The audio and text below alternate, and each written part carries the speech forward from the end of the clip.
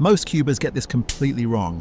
They practice algorithms over and over and still blank the moment they need to apply them because they're practicing moves but giving their brain nothing meaningful to remember.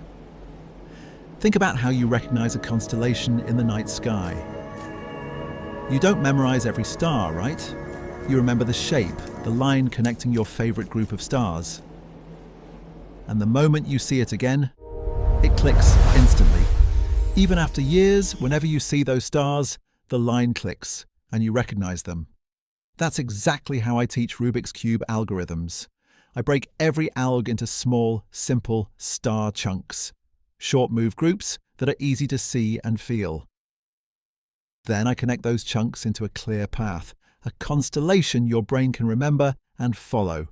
Each chunk gets a visual nickname, a tiny mental image. So instead of random letters like F, R, U, B, you're drawing a pattern, a visual sketch you can't forget.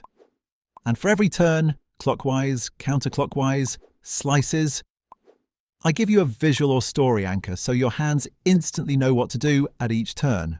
So instead of practicing just algs day and night, you recognize the case like a constellation in the night sky.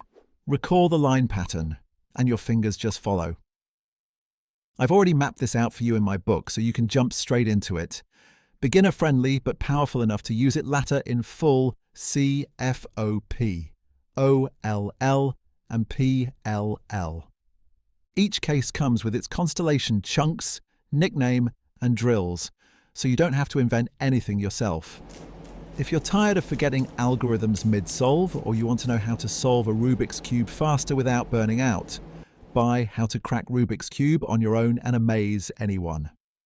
Now at Amazon, or tap the link in description to get your copy now.